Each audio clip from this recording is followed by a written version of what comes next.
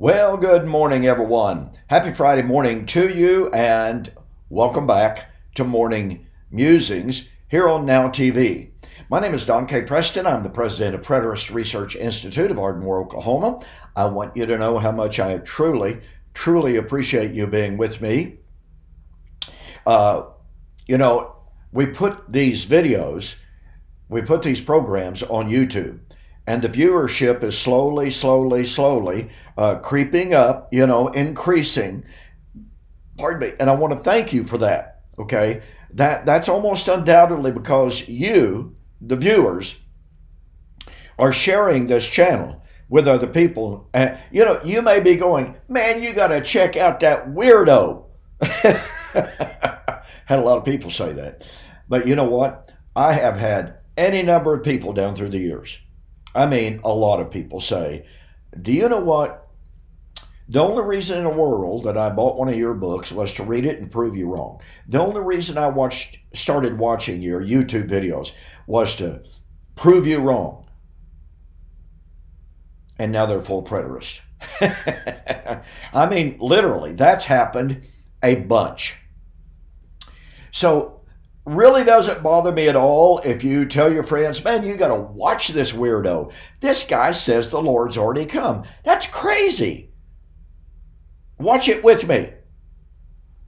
But just be forewarned. You may wind up believing the truth of covenant eschatology. So anyway, we're glad for the growth of the channel. I am now up over 6,600 subscribers. I appreciate that so very much. That's on YouTube, okay? I really don't have a way to determine how many people in the Now TV network tune into this program. I don't know. That they don't seem to have a way to let me know. And it's difficult. Look, the technology is just not there. They don't have a way to know whether or not somebody's clicking the remote control and say, oh, I'm going to watch that Preston guy on TV. So it's not their fault, not theirs at all. They're just not a metric. There's not technology to determine that. The only way that I can know if you are watching is if you contact me. Okay?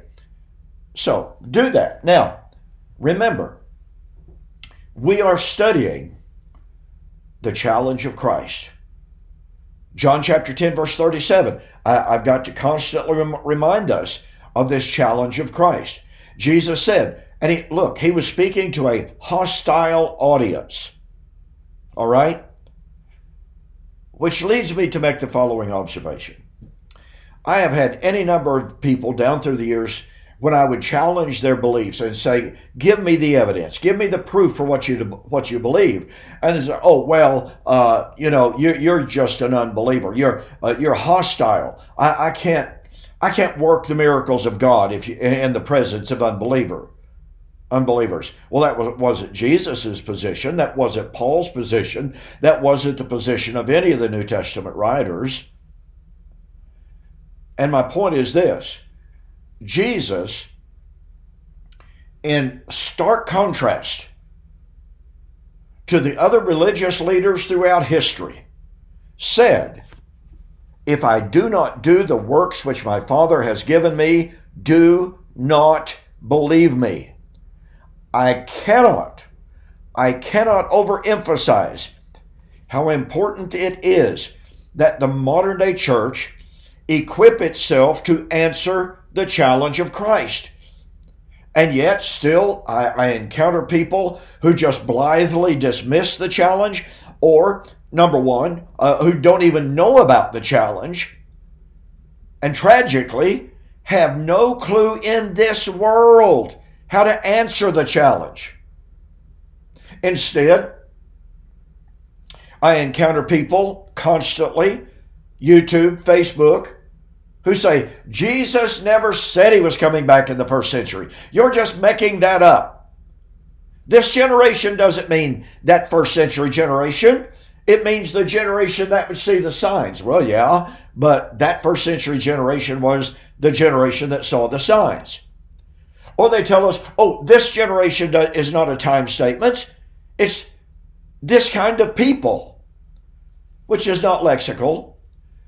And so many people want to deny or ignore or, kind of shuffle off to the side the challenge of Christ. Now, as always, I could spend a lot of time on that, but I don't want to. I want to get directly back into Daniel chapter 9. See, remember, we've gone to Revelation chapter 1:1-3, verse 3 specifically, where God says, "Blessed is he who reads, who understands, and who keeps the sayings of this book," this vision, if you please, "because the time has drawn near." The time has come. That word time is from the Greek word kairos, and it means the divinely appointed time. So I've been asking you to think with me as I share with you what the Old Testament predicted about the time, kairos, of the end. As I pointed out to you and for you last week, no other book in all of the Bible, especially the Old Testament, no other book so clearly, so emphatically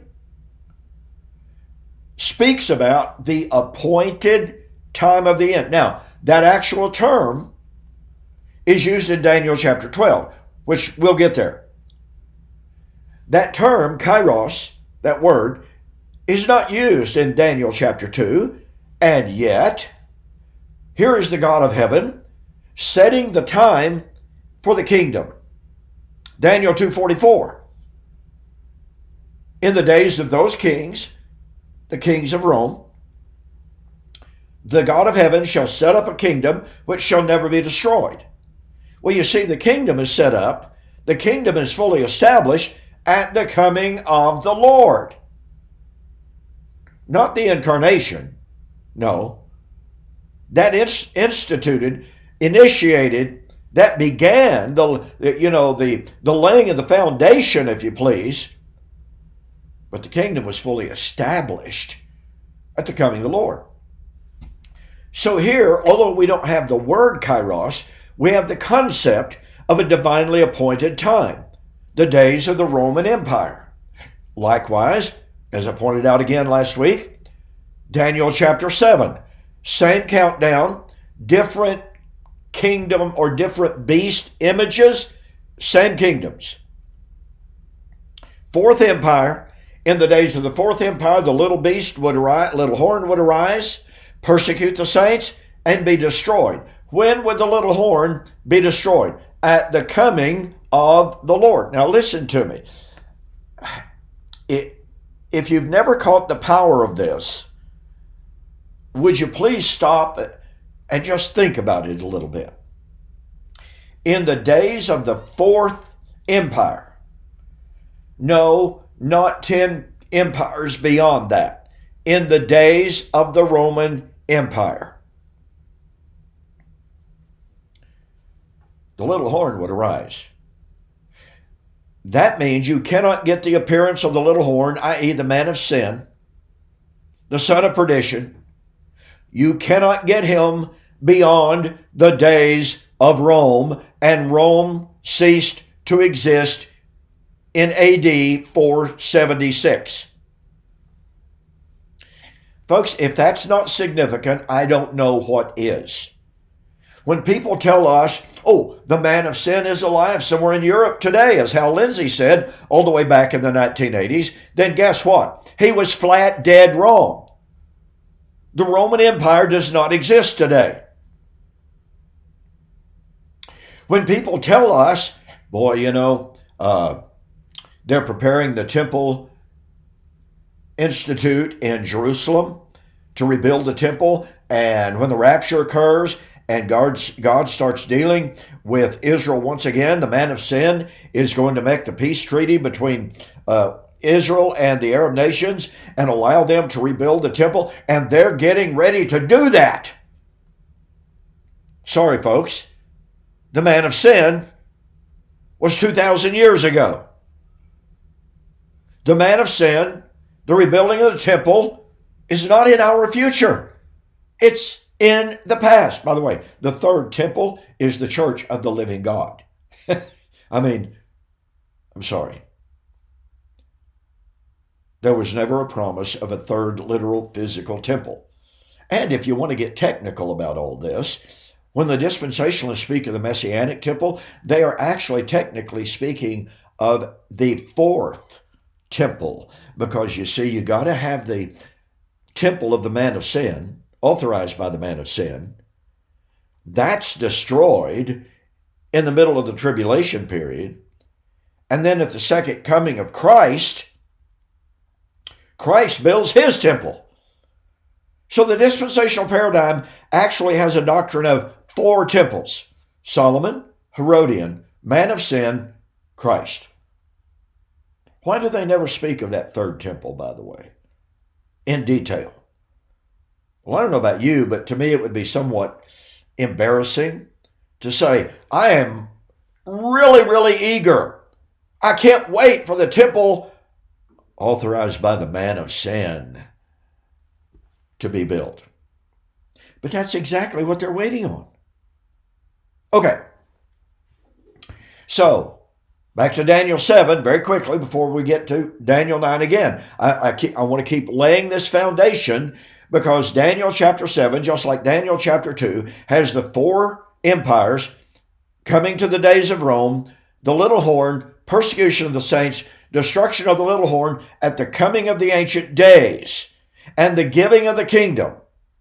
Folks, once again, please catch the power of this.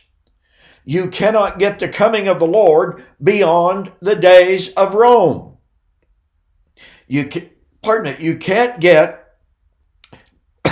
the little horn beyond the days of Rome. You cannot get the establishment of the kingdom beyond the days of Rome, that fourth beast. I want to tell you, once you get that concept down, you will quickly understand that all futurist eschatologies are simply untenable. They don't work. They violate Daniel chapter 7. Because after all, we're told over and over and over and over by the futurists, 2 Thessalonians chapter 2, that's the man of sin, sits in the temple of God. Be destroyed at the coming of the Lord. That's the second coming. But wait a minute. 2 Thessalonians chapter 2 is based upon Daniel chapter 7. Daniel chapter 7 limits and restricts the appearance of the little horn, the man of sin, and his temple, and thus the coming of the Lord to the days of Rome. Now then, we began an investigation last week of Daniel chapter 9, and as I pointed out, John Walvoord said Daniel chapter 9, 24 and following is probably the most important of all messianic prophecies in all of the Old Testament. It is incredibly significant. Now, I read right down to the significant part that we want to begin to deal with. What we need to see, all right? Daniel 9 gives us more detail. It fleshes out the promises of Daniel chapter 2, which is somewhat brief and abbreviated. It gives us more insight into the somewhat detailed prophecy of Daniel chapter 7. Now, I'll be discussing this more later on. There are those who say that Daniel chapter 9 is not even a messianic prophecy. It was a prophecy of the coming of Antiochus Epiphanes and his pogrom against Judah and Jerusalem. Now, like I said, I'll be discussing this a good bit. So you want to be watching for that. But that view is absolutely untenable. Okay? It just doesn't work. So, I'll just leave that with you. And let me make mention at this point, I have produced a 19-part Or is it 17? Been a while since I did it, all right? DVD and MP3 study on the 70 weeks of Daniel, chapter 9, 24 and following. I'm not really aware of another study like this. I'm certainly not aware of a preterist study like this done by anyone. All right? Now, you can get this study in DVD download off of my website, donkpreston.com, bibleprophecy.com, or MP4 download on my website. Or if you wish to have your own personal disc or flash drive with all of this information on it, you can order it directly from my website, donkpreston.com, bibleprophecy.com. And like I said, I'm not aware of anyone else who's done a study quite as exhaustively as this on Daniel 9:24 through 27. I'm certainly not aware of any other preterist presentation on Daniel chapter 9 that remotely resembles or approaches the depth of this study. And by the way, one of the things, and I'll discuss this in depth later on, many preterists believe that the 70 weeks of Daniel chapter 9 ended in 34-35 AD. I show in my special study, and I'll share with you here on Now TV, that is an untenable position. It simply will not work. Okay? So, back to Daniel chapter 9. Time's getting away from me very quickly already this morning. Michael the archangel was sent to Daniel because Daniel was praying. He understood that the promise of Jeremiah 27, 9 and following, that Judah and Jerusalem would be in Babylonian captivity for 70 weeks. And Daniel understood that the time was just about up. He wanted to know when deliverance was coming. He wanted to know when his people would be restored. So, Michael comes to him, or excuse me, I believe it's Gabriel, wasn't it? Gabriel came to him and said, I'll start with Daniel 9:22. He informed me and talked with me and said, Daniel, I have now come forth to give you skill to understand. Now, understand, please, pun intended. Daniel very often did not understand the visions given to him. Daniel chapter 7, I saw the vision. I did not understand. But the angel was sent to me to give me the interpretation of the vision. He did not understand. Angel sent to interpret. Here is Daniel 9, or let me skip forward to Daniel chapter 10. Daniel was given the vision that began in the days of Belshazzar, went all the way into the days of Rome. And Daniel says, I saw the vision, but I did not understand. And in that case, Daniel was told, you know what, Daniel, seal up the book. It's a long, long time off. But in the last days, knowledge will increase, and the wise will understand. So in the last days, Daniel would be understood and properly applied. That's why we find Jesus in Matthew chapter 24 saying, when you see the abomination of desolation, which was foretold in Daniel 9 and Daniel 12, when you see the abomination of desolations spoken of by Daniel the prophet, let the one who reads understand. Let those in Judea flee. A lot more to say about that later. So the point of it is here, Daniel is seeking to understand why Jeremiah has not yet been fulfilled, why they have not been given their deliverance. So, verse 23, at the beginning of your supplications, the command went out, and I have come to tell you, for you are greatly beloved. Therefore, consider the matter and understand the vision. 70 weeks are determined for your people and for your holy city. He is then given 6 constituent elements of this fantastic prophecy. 70 weeks are determined for your people and for your holy city to finish the transgression, to make an end of sin, to make reconciliation, for iniquity, to bring in everlasting righteousness, to seal vision and prophecy, to anoint the most holy. Know therefore and understand that from the going forth of the command to restore and to build Jerusalem until Messiah the Prince, there shall be 7 weeks, 62 weeks. The street shall be built again and the wall, even in troublesome times. After the 62 weeks, which technically is after the 69 weeks, Messiah shall be cut off, but not for himself. And the people of the prince who is to come shall destroy the city and the sanctuary.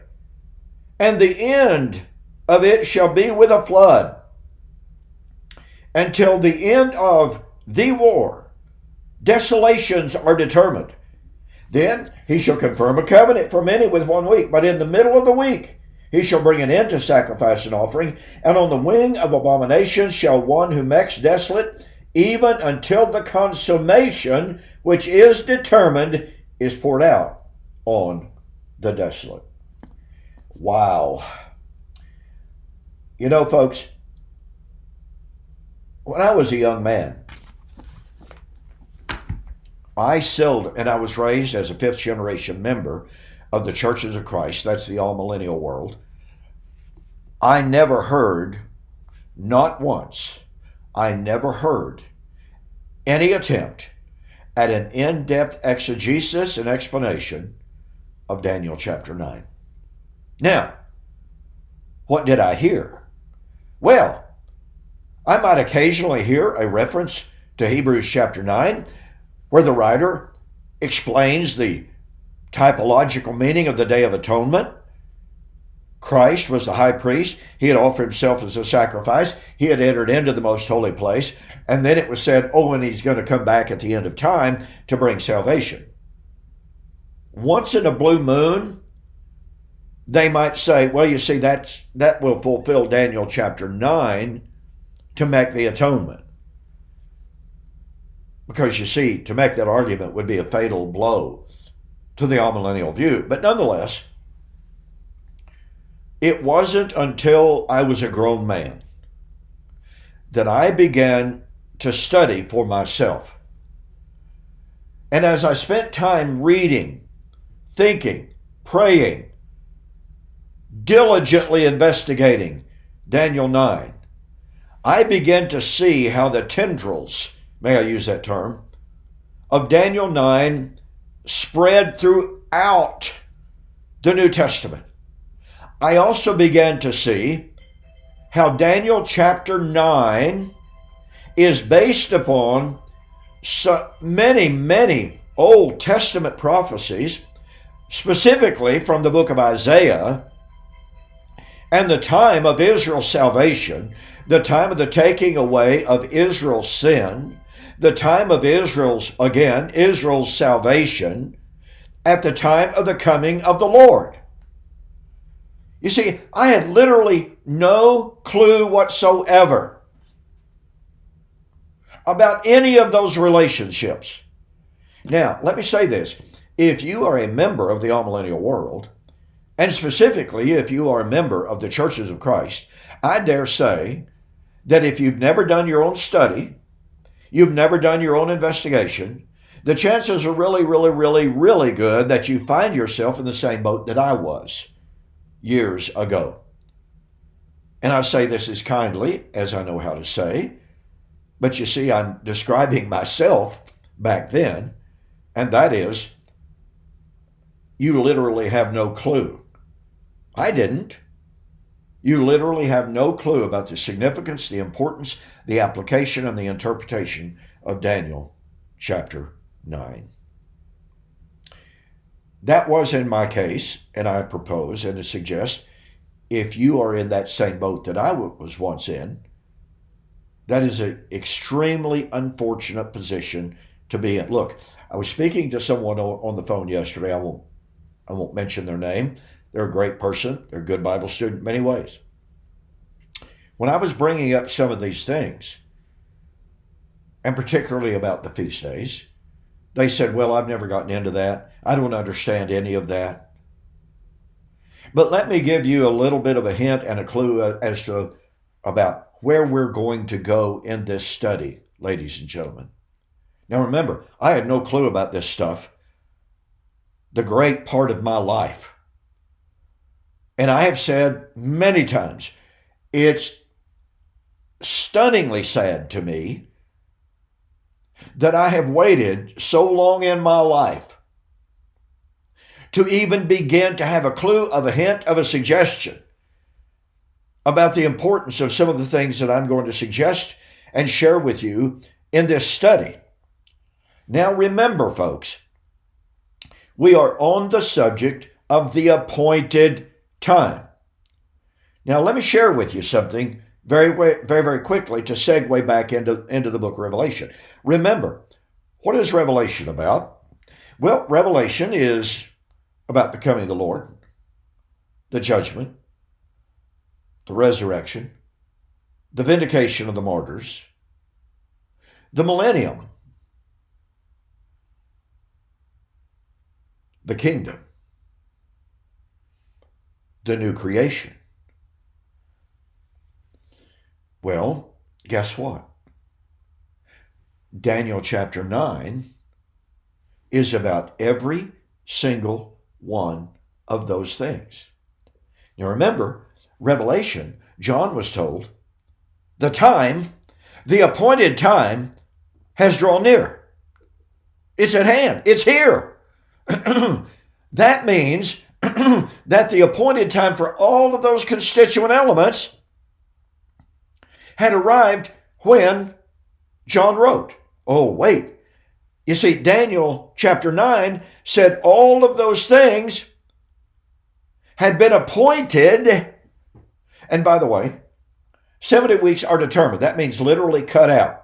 Okay? Literally cut out of time, designated as the time for fulfillment. 70 weeks are determined to bring in all of those elements. And that includes new creation, judgment, resurrection, millennium. I'm going to begin next week sharing with you some of these incredible details.